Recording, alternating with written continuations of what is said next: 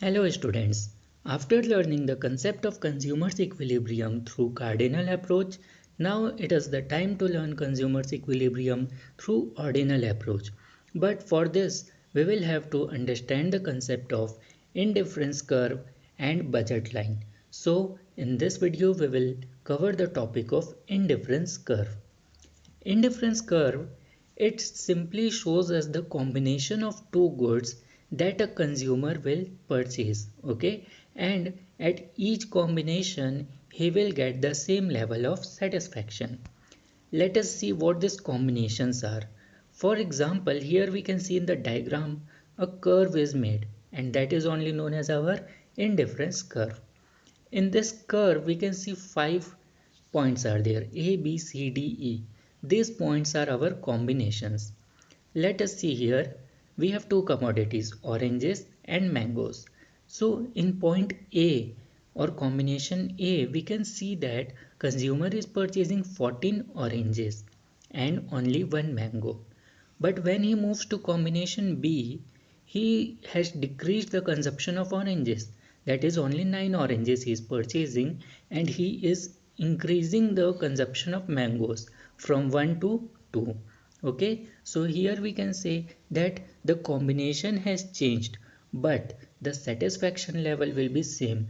It means that the level of satisfaction that consumer was getting at point A will be same at B. He will be same satisfied in the point B also, at C also. Means whatever combination that we see in the line of indifference curve, in all the points the consumer will have the same level of satisfaction.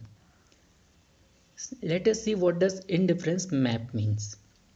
So it is nothing but when in the graph or in the diagram more than one indifference curves are present, then it is known as indifference map. As we can see here in the diagram that here three indifference curves are present in a single diagram. So this is known as indifference map. Now let us move towards a very important concept of marginal rate of substitution. So marginal rate of substitution, what it is that the word substitution, it means that to substitute or to replace one thing for another. Okay, so here we will understand this with the example that as we have seen that the consumer was purchasing 14 oranges and only one mango. Okay, but when he moved to combination B, then what we saw that he has sacrificed some oranges from 14. Now he is purchasing only 9 oranges, and he has increased the consumption of mangoes, that is from 1 to 2. So what we see here that he is substituting something. Okay, he is replacing that. For increasing the purchasing of mangoes, he needs to sacrifice the consumption of oranges, and the rate at which this will be substituted, okay, the rate at which he is sacrificing those units, this will be known as marginal rate of substitution. The formula is given here. MRS is equal to delta y upon delta x. So delta y is loss in y, the loss in y commodity, okay, the decrease in y commodity, upon gain in x, that is when we are increasing the consumption of x commodity, so that gain will come here. And with this formula we can easily calculate the marginal rate of substitution. Now we will see the properties of indifference curve. The first property here says that indifference curve slopes downwards from left to right. So there is nothing to understand here. It is just the diagrammatic representation which says that it slopes from left to right and its slope is downwards. That is clearly visible here. The second property is indifference curves can never touch or intersect each other. So as we have seen in the diagram of indifference map that all the indifference curves were parallel to each other. Okay, so always remember that if there are more than one indifference curve, they will never touch or intersect each other.